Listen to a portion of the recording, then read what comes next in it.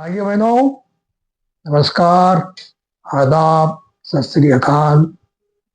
आप सबका हमारे YouTube चैनल न्याय भारती 1947 पर हार्दिक अभिनंदन है, स्वागत है। भाइयों बहनों, न्याय भारती अर्थात न्याय की आवाज, न्याय की वाणी, ज्ञान की देवी सरस्वती को भी भारती कहते हैं। हमारे इस YouTube चैनल का उद्देश्य है न्याय को हमारे विचार, कार्य, व्यवहार, आचरण में अभिव्यक्ति प्रदान करना है, न्याय की वाणी को प्रज्वलित करना है।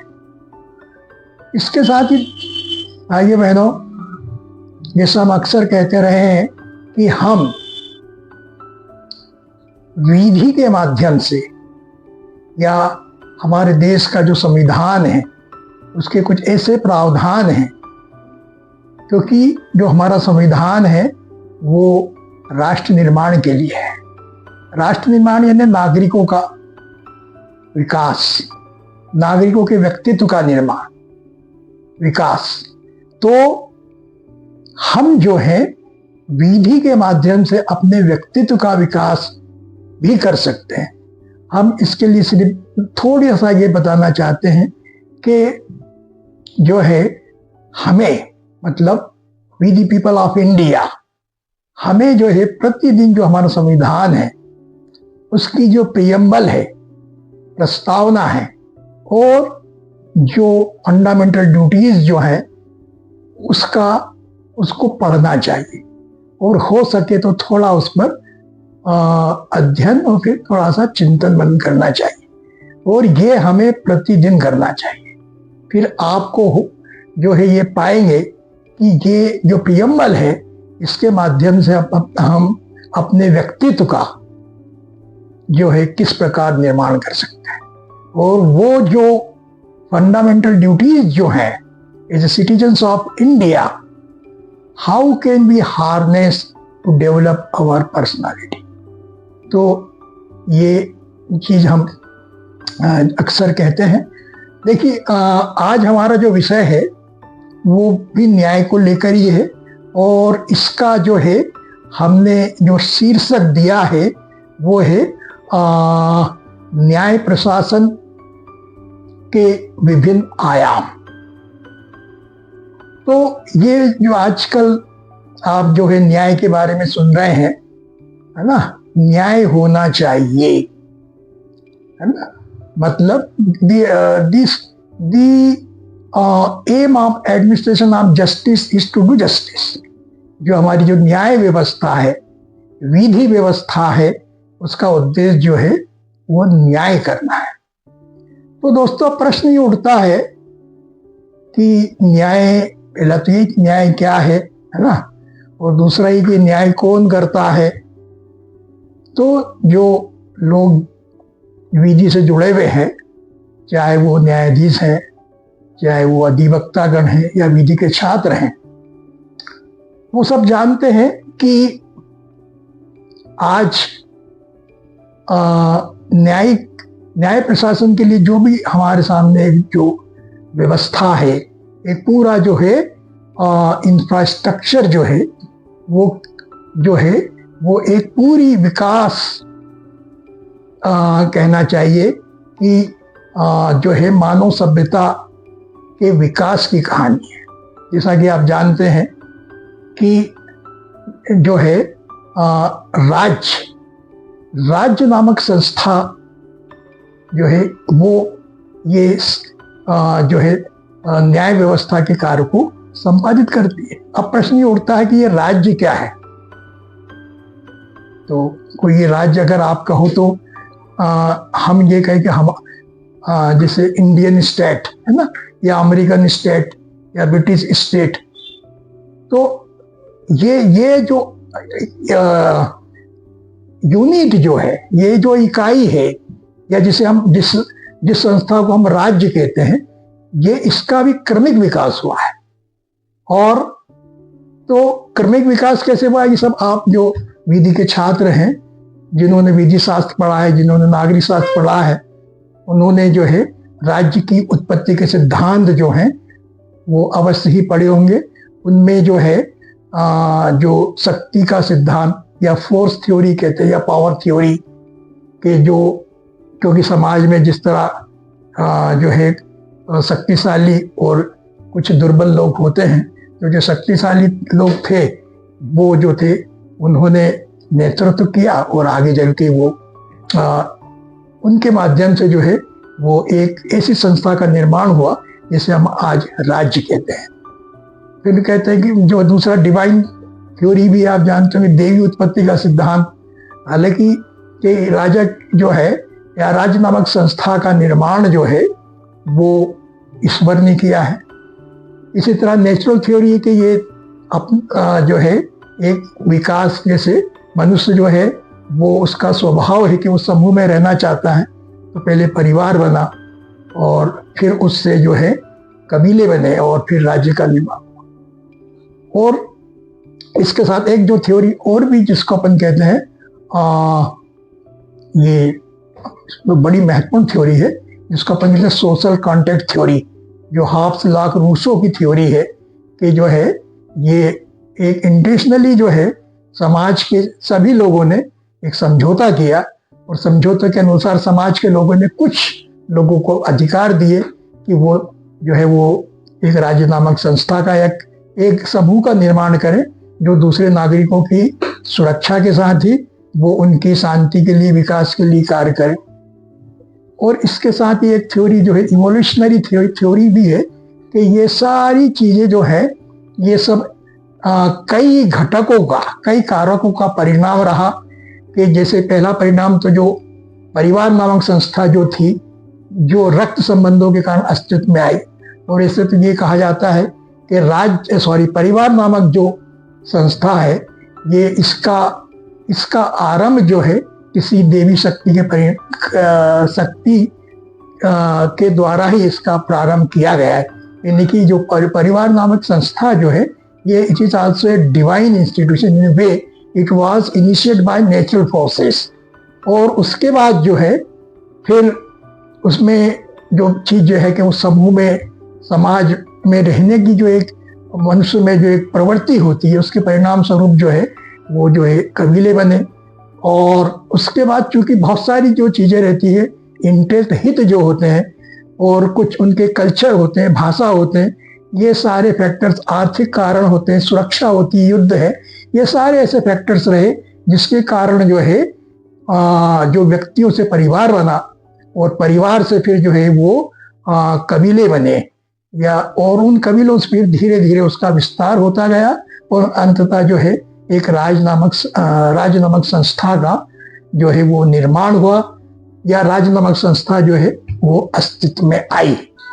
तो ये जो है राज्य की उत्पत्ति के कुछ ये सिद्धांत हैं जिन्हें आप विधि शास्त्र में भी पढ़ सकते हैं, नागरिक शास्त्र में भी पढ़ सकते हैं। अब प्रश्न उठता है कि राज्य जो है हम किसको जो है किस संस्था को राज्य कहेंगे। तो पहली बात तो कि राज्य जो है एक राजनीतिक पॉलिटिकल बॉडी होती है, पॉलिटिकल समूह, लोगों का समूह है एक प्रकार से, और जिसके पीछे जो है पूरी एक पावर होता है ना, और वो जो है लोगों की जो एक राजनीतिक इच्छा उसका प्रतिनिधित्व करती है। तो अब प्रश्न यहाँ पे ये भी आता है कि ये मतलब इसके क्या क्या मतलब घटक हैं, क्या क्या एलिमेंट्स हैं। तो ये भी आपने वैसे पढ़ा होगा कि राज्य के जो कारक हैं कि हम किस संस्था को जब राज्य कहेंगे, तो इसके लिए पहले तो ये है कि किसी भी राज्य के लिए निश्चित भूभाग चाहिए, जिसे हम कहते हैं टेरिटोरी। बिना टेरिटोरी के जो है कहीं राज्य का अस्तित्व नहीं हो सकता है, राज्य का निर्माण नहीं हो सकता है। और उसके बाद फिर चाहिए पॉपुलेशन, जनसंख्या होनी चाहिए।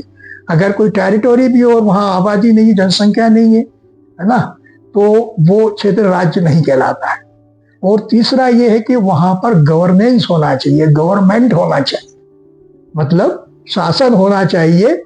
तो ये जरूरी। और चौथी जो सबसे महत्वपूर्ण चीज है और वो है संप्रभुता, सॉवरेनिटी, जिसके आधार पे राज्य जो है वो अपने आंतरिक और बाह्य कार्यों में स्वतंत्र होकर अपनी शक्तियों का प्रयोग करता है और उस पर किसी का दबाव नहीं होता है। इसमें से कुछ चीज और हम ये बताते चले, जैसे राज्य और समाज, या हम ये कहें कि राज्य और कानून। असल में जो है, जो समाज है वो राज्य का ही एक अभिन्न अंग है। समाज ही का ही विस्तृत स्वरूप जो है, वो जो चार कारक मिलके जो है राज्य नामक संस्था का निर्माण करते हैं।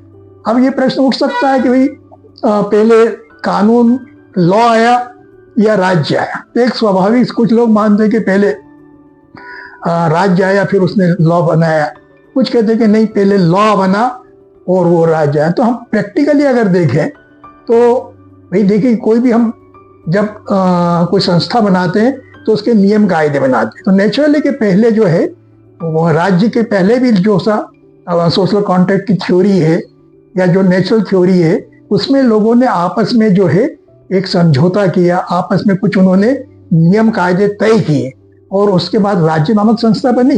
और फिर वो जो है उसका तो मुख्य कार्य राज्य का जो है कानून निर्माण ही होता है। तो फिर उसके बाद उसने कानून का निर्माण किया। तो अब जब ये राज्य नामक संस्था जब अस्तित्व में आती है तो इसके जो कार्य हैं वो उन कार्यों में महत्वपूर्ण कार्य या जिसको कहना चाहिए कि primary functions of any state जो है वो है, एक तो सुरक्षा का मामला होता है, देश की सुरक्षा का मामला। दूसरा मामला जो है आंतरिक शांति व्यवस्था का भी होता है। तीसरा मामला हम जो कहते हैं कि लोगों के मध्य जो है न्याय करना, शिक्षा का मामला और बहुत सारे मामले। तो हमारा जो विषय जो है वो न्याय व्यवस्था को लेकर है, न्याय व्यवस्था के संबंध में। तो जब राज्य नामक संस्था अस्तित्व में होती है तो उसका जो है, अब जैसे हमने कहा कि देश की सुरक्षा का मामला है तो वो उसके लिए आर्मी की व्यवस्था करती है ना। और भी जो है हमें कितने जो अस्त्र शस्त्र चाहिए, यानी कि हम अपनी पूरी सेना को जो है शस्त्रों से संपन्न करते हैं, तो वो कौन करता है? राज्य करता है। अब प्रश्न है, राज्य किसके माध्यम से करता है? राज्य शासन के माध्यम से करता है। शासन कौन होता है? तो अब लोकतांत्रिक शासन व्यवस्था में जो है जनता जो है, जनता के लिए जनता द्वारा शासन होता है। तो जो है जो सरकार है, जो शासन है, मतलब ये दो चीजें हो गई। एक तो क्या हो गया? राज्य हो गया, और एक हो गया शासन। तो शासन जो है, गवर्नमेंट जो है, वो one of the ingredients or elements है ना, आर फैक्टर्स ऑफ स्टेट। तो ये जो शासन जो होता है, अच्छा ये शासन वही कानून के अनुसार, हम लोकतांत्रिक शासन व्यवस्था की ही बात कर रहे हैं।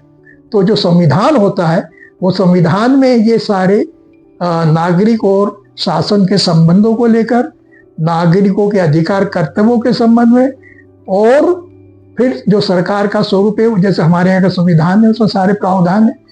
तो ये जो शासन जो है वो संविधान के अनुसार, चाहे वो देश की सुरक्षा का मामला है, चाहे वो आंतरिक व्यवस्था का मामला है, चाहे वो फिर न्याय का मामला है, तो इन सब के लिए विधि के अनुसार शासन जो है वो कार्य करता है। तो अब प्रश्न ये, जो हमारा जो विषय है वो न्याय व्यवस्था का है। तो बात जो जब न्याय की होती है तो प्रश्न स्वाभाविक उत्पन्न होता है कि आखिर ये न्याय क्या है, न्याय किसे कहते हैं? तो भाई जब किसी के साथ अन्याय होता है तो न्याय की बात होती है ना। तो अन्याय में क्या होता है कि कोई अपने कर्तव्य का पालन ना करते हुए किसी के साथ अन्याय करता है, या उसके अधिकार का उल्लंघन करता है, या फिर और उसको जो है अत्याचार करता है, उसके साथ उत्पीड़न करता है, या उसके विरुद्ध जो है कोई उसको आर्थिक, शारीरिक है ना, और मानसिक कह लो, या जो है क्षति पहुंचाता है। तो ये इसके लिए जो है सरकार, शासन जो है, मतलब जिसको अपन राज्य कह रहे हैं, राज्य शासन के माध्यम से काम करता है। तो कानून बनाता है, और कानून का जब उल्लंघन होता है तो उसको जो दंड देने के लिए, जो अपराधी है, जो आरोपी, उसको दंड देने के लिए जो है वो जो है पूरी एक व्यवस्था होती है जिसे हम न्याय व्यवस्था कहते हैं। तो न्याय जो है का अर्थ ये है कि उस व्यक्ति को वो देना जिसका कि वो हकदार है। अब ये स्थिति कब बनती है कि जब उसको उससे विधि विरुद्ध जो है, कानून के विरुद्ध जो है, उसके किसी हक से उसको वंचित किया जाता है, उसके हक का, उसके अधिकार का उल्लंघन किया जाता है। तो जब ये चीज होती है कि मान लो अगर किसी व्यक्ति ने किसी के विरुद्ध कोई शारीरिक क्षति पहुंचाई, मान लीजिए इंजुरी पहुंचाई है, या किसी का मर्डर कर दिया, तो जब उसको कानून के माध्यम से, कोर्ट के माध्यम से दंड होता है और उसको आजीवन कारावास, मृत्युदंड होती है, तो जो विक्टिम के परिवार वाले या जो विक्टिम होते हैं उनके साथ भी कहते हैं कि हमारे साथ न्याय हुआ है। सब आजकल तो न्याय की कहते हैं कि हमको न्याय चाहिए, है ना। तो न्याय का मतलब वही है, अगर वो कहीं सिविल रॉन्ग से तो वो क्षतिपूर्ति कराई जाए, और अगर कोई वो पैनल या क्रिमिनल रॉन्ग है तो उसमें अपराधी को दंडित कर उसको जेल भेजा जाए। यही जो है एक न्याय की एक ऐसी मतलब जो है परिस्थिति है, या ऐसी स्थिति को हम न्याय कहते हैं। तो असल में जो हम जो चीजें ये सारी बता रहे हैं, क्योंकि आजकल जो है जो बात चल रही है कि भाई न्याय होना चाहिए, और अगर किसी व्यक्ति को ये कहे कि मुझे इस न्यायाधीश में विश्वास नहीं है, ठीक है, तो फिर उस व्यक्ति को जो है, उस न्यायाधीश को, जज को जो है उस लिटिगेंट के मामले में, उस जस्टिस सीकर के मामले में जो है न्याय उस मामले की सुनवाई करना चाहिए, नहीं करना चाहिए। ये बड़ी लंबी बहस आजकल सोशल मीडिया पे बड़ी चल रही है। तो इसी संदर्भ में जो है हम ये सारी चीजें जो हमने स्टार्ट की जो है राज्य से लेके, क्योंकि ये सारी व्यवस्था जो है वो राज्य जो है अपनी जो शासन जो होता है और उसके माध्यम से करता है, और शासन जो है वो संविधान और दूसरे जो भी विधान हैं जो संसद और विधान पालिका बनाती हैं उनके माध्यम से करता है। इसमें एक चीज और उठती है कि जब हम न्याय प्रशासन की बात करते हैं तो विवाद होगा, विवाद के बाद ही तो न्याय की स्थिति बनेगी। तो ये विवाद जो है वो किसके मध्य हो सकते हैं? एक सिंपल सा आंसर इसका ये है कि भाई विवाद तो दो नागरिकों के बीच हो सकते हैं, ठीक है। विवाद जो है वो एक नागरिक और सरकार के बीच हो सकता है, विवाद जो है वो दो सरकारों के बीच हो सकते हैं, विवाद जो है वो केंद्र सरकार और राज्य सरकार के बीच हो सकता है, ठीक है। तो अब प्रश्न उठता है कि ये सारे ही विवाद जो हैं, ये सारे विवाद जो हैं वो उनका निराकरण कौन करता है? न्याय कौन प्रदान करता है? न्यायालय करता है। तो प्रश्न जो है दो नागरिकों के मध्य जो विवाद है वो कोर्ट में जाते तो वहां इतना कोई समस्या नहीं रहती है। लेकिन जहां मामला जो है राज्य के विरुद्ध है, मतलब सरकार के विरुद्ध हो गया, जहां पे नागरिक जो है वो सरकार के विरुद्ध खड़ा है, अब वो न्यायाधीश भी सरकार ने नियुक्त किया है, ठीक है, वो अदालत भी जो है सरकार ने बनाई बिल्डिंग, और वो उसके जो न्यायाधीश जो है, अब देखिए इसमें जो न्याय व्यवस्था से जुड़े हुए लोग होते हैं उनमें अपन अगर न्यायाधीश से चले, ठीक है, न्यायाधीश जो है वो आपके डिस्ट्रिक्ट कोर्ट में न्यायाधीश जो होते हैं, उसके बाद अपन हाई कोर्ट में चले, वहाँ न्यायाधीश होते हैं जिन्हें जस्टिस, हाई कोर्ट जजेस या जस्टिस बोलते हैं, फिर सुप्रीम कोर्ट में, ठीक है। तो डिस्ट्रिक्ट कोर्ट के भी जो न्यायाधीश होते हैं वो सरकार नियुक्त करती है, पूरी प्रोसीजर है वो, उनका जो सिलेक्शन होता है, चयन प्रक्रिया है। फिर हाई कोर्ट वाले जो बनते हैं उसमें किस प्रकार जो है राज्य सरकार की जो भूमिका होती है वो सबको पता है। तो एक प्रकार से ये जो है पूरे जो न्यायाधीश हैं उन सब की नियुक्तियां जो है वो कम करता है, सरकार करती है, जिसके विरुद्ध नागरिक कभी कभी जो है न्याय के लिए खड़ा होता है, क्योंकि आजकल तो ये माना जाता है और ये सही भी है। और हमारे जो चीफ जस्टिस है सूर्यकांत जी वो तो कह चुके कि राज्य जो है इस समय हमारे यहाँ सबसे बड़ा लिटिगेंट है, सबसे ज्यादा मामले राज्य के हैं। ये बड़ा ही एक दुखद और दुर्भाग्यपूर्ण पक्ष है कि सरकार जो है, राज्य जो है वो अपने नागरिकों के विरुद्ध जो है वो एक शत्रु की तरह जो है वो मामलों को लड़ती है। खैर, तो उसके बाद ये तो हो गए न्यायाधीश। इसके अलावा जो है प्रोसिक्यूटर्स होते हैं। आपने देखा होगा कि जो डिस्ट्रिक्ट कोर्ट है उसमें जो है कुछ तो गवर्नमेंट अपॉइंटेड प्रोसिक्यूटर्स, मतलब जो रेगुलर सर्विसेज के जिनको अपन ADPO additional district public prosecutor बोलते हैं, वो पूरी एक रेंज है ना, डीपीओ एडीपीओ डीपीओ और ये सारे आपके उनमें क्या डायरेक्टर्स वगैरह है ना, वो पूरा ऊपर तक का है। इसके अलावा भी कुछ गवर्नमेंट प्लीडर होते हैं जिसको जीपी बोलते हैं, है ना, एजीपी भी बोलते हैं, तो वो होते हैं। भाई बहनों, तो जो है शासन जो है, सरकार जो है वो, क्योंकि आप एक चीज इसमें और भी है, जैसे मान लो जो क्रिमिनल मामले होते हैं, क्रिमिनल मामले में जो है वो उसको उसका जब प्रोसिक्यूशन होता है, जब जो अभियुक्त होता है, आरोपी होता है, उसका जब ट्रायल होता है, तो जो है वो उसमें शासन की तरफ से जो है वो अधिवक्ता होता है जो विक्टिम की ओर से पैरवी करता है, क्योंकि वो ये माना जाता है कि जो अपराध है it is an offence against the society. So state और द गवर्नमेंट जो है वो उस विक्टिम की ओर से जो है उस मामले की पैरवी करती अगेंस्ट द एक्यूज्ड। तो यहाँ एक्यूज्ड को जो है अपना वकील करना पड़ता है।